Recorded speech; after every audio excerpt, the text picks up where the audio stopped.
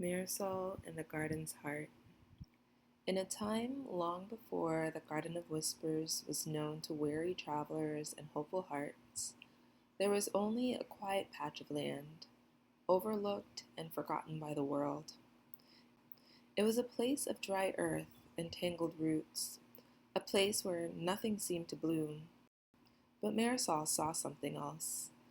Where others saw barrenness, she saw possibility. Where others heard silence, she imagined whispers waiting to be spoken. Marisol had always been a keeper of stories. She listened to the wind as it carried forgotten voices, watched the rivers trace their endless paths, and felt the earth's quiet hum beneath her feet. But she also knew loneliness, the kind that settles deep in the bones, the kind that makes the world feel too large and the heart too small. Her own story was one of quiet resilience. As a child, she had been raised by her grandmother, a woman with calloused hands and a voice like warm honey.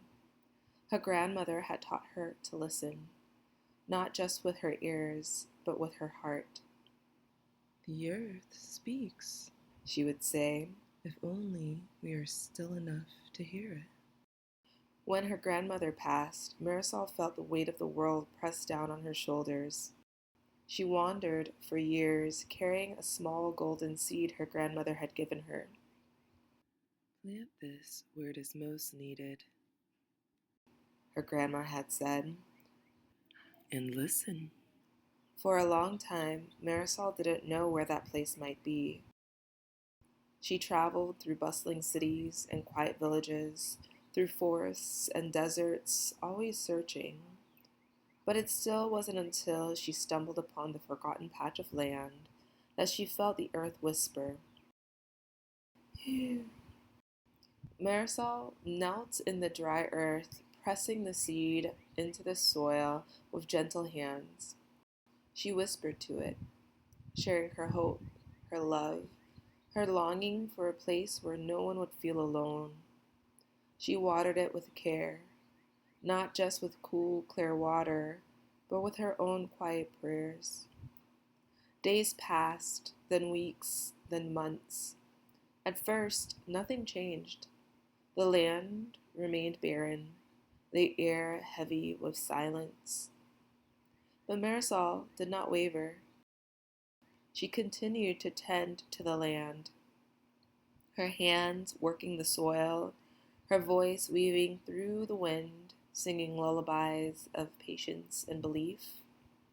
Then one morning, the first bloom appeared, a single flower, unlike any she had ever seen, unfurled its delicate petals.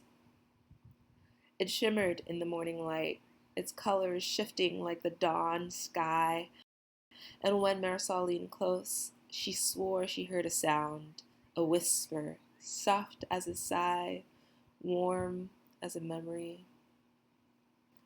"Thank you," the flower seemed to say. Marisol smiled. The garden had begun. As the years passed, the garden grew into something wondrous. The singing brook bubbled into existence, its waters humming lullabies of courage and comfort. Marisol remembered the day she first heard its song.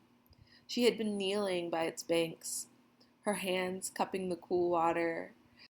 A melody rose from its depths, a tune that seemed to echo the rhythm of her own heartbeat. The whispering trees stretched their branches high, murmuring stories of strength and resilience. Marisol often sat beneath them, her back against the rough bark, listening as they shared tales of storms weathered and sunlight savored. The healing pond shimmered under the sun, offering warmth and relief to those who needed it most. Marisol had discovered it one evening, its surface glowing like liquid gold.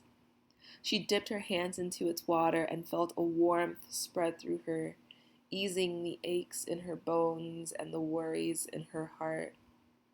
The starry meadow twinkled in the night, reminding all who lay beneath it that they were never alone. Marisol loved to walk through it, her feet brushing against the soft, glowing grass, her eyes tracing the constellations that seemed to dance just for her.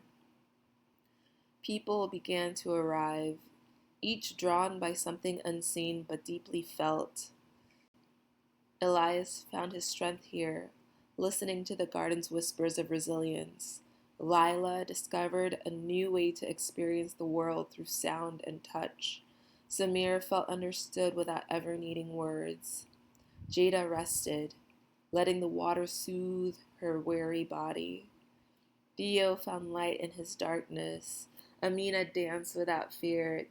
Tina learned that understanding needed no spoken language. Each traveler left something behind: memories, hopes, whispered wishes woven into the roots of the garden. Marisol welcomed them, all with the same gentle smile, the same open hands.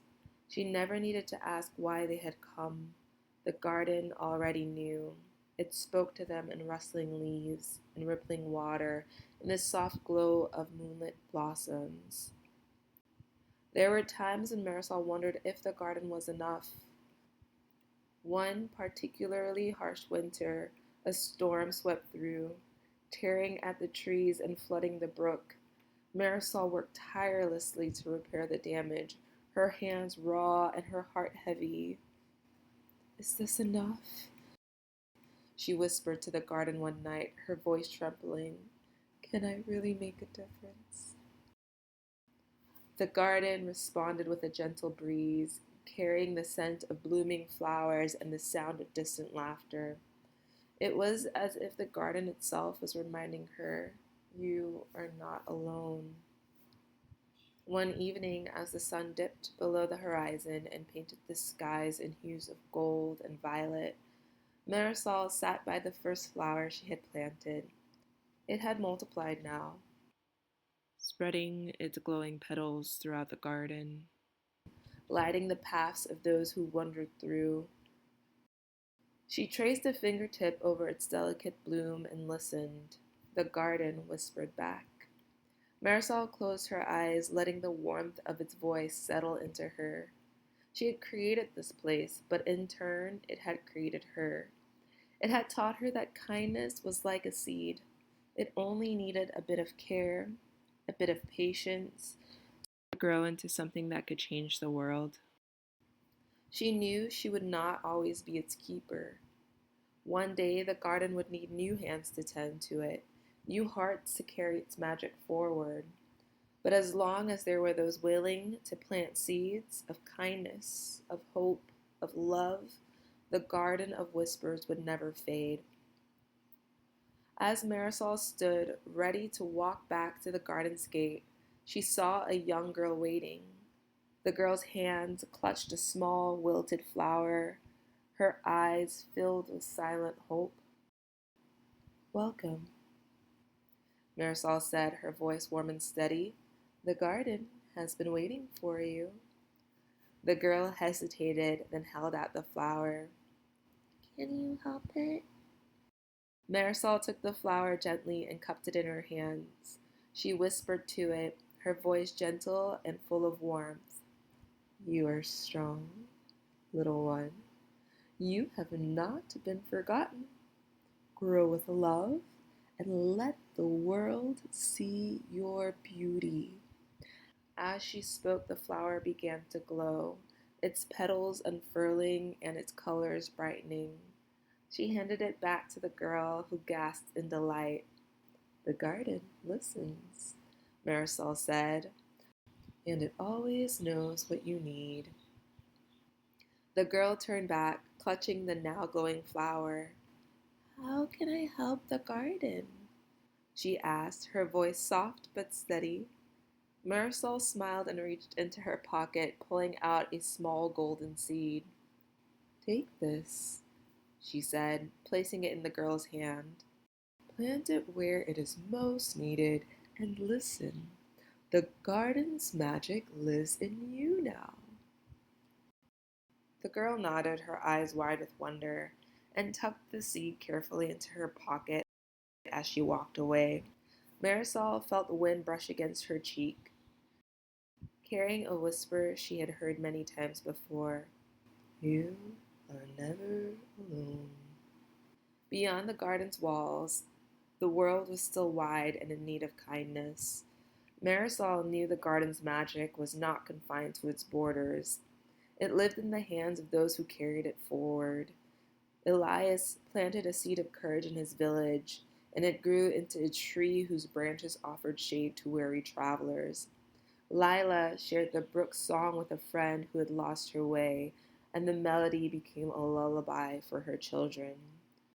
And so, the Garden of Whispers continued to bloom, its magic spreading far beyond its borders, a sanctuary of kindness and hope for all who sought its comfort. The end.